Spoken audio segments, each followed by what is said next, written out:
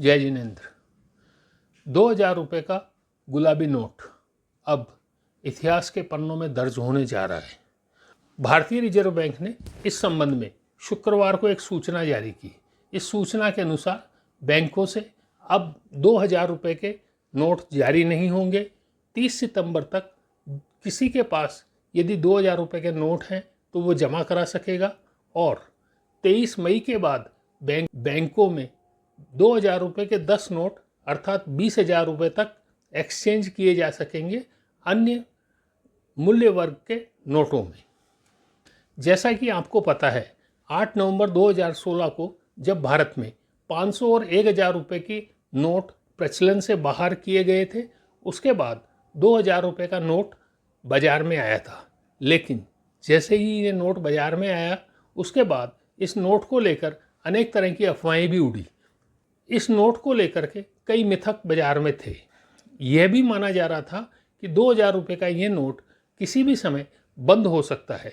इसके चलते आम आदमी सामान्यतः 2000 रुपये के नोट को अपने पास रखने में संकोच करता था।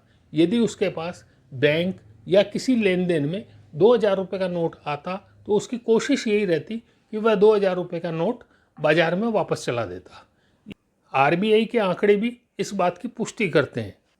रिजर्व बैंक ने अपनी सूचना में ही स्पष्ट किया है कि 2000 रुपये के नोट की छपाई वित्तीय वर्ष 2018-19 से ही बंद कर दी गई थी। इसका मतलब ये हुआ कि जो नोट बाजार में प्रचलन में थे या कहीं किसी के पास रखे हुए थे, वे नोट 2017 तक के ही छपे हुए हैं। आरबीआई के द्वारा 2000 रुपये के नोट को प्रचलन से बाहर किए जाने की खबर जंगल में आग की तरह फैली। जयपुर में ऐसे बड़े कारोबारी जो नकद में लेन देन करते हैं, उनके माथे पर चिंता की लकीरें भी उभरी। लेकिन ये माना जा सकता है कि 30 सितंबर तक 2000 रुपये के नोटों को बदलने की अथवा बैंक में जमा कराने की समय सीमा होने के कारण किसी तरह की हड़बड़ी नहीं होगी। इसी तरह 20 मई को शनिवार होने के बावजूद बैंक खुले हैं और 22 मई को बैंकों में 2000 रुपये के नोट जमा करने को लेकर किसी तरह की कोई बंदिश नहीं है। इसके चलते ये भी माना जा सकता है कि 20 और 22 मई को बड़ी संख्या में 2000 रुपये के नोट बैंकों में जमा हो सकते हैं।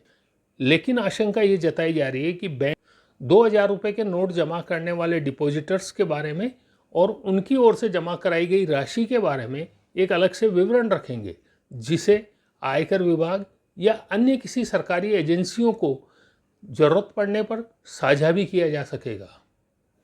आपको मेरा ये वीडियो कैसा लगा, कृपया कमेंट्स बॉक्स में अपने कमेंट्स करें। धन्यवाद।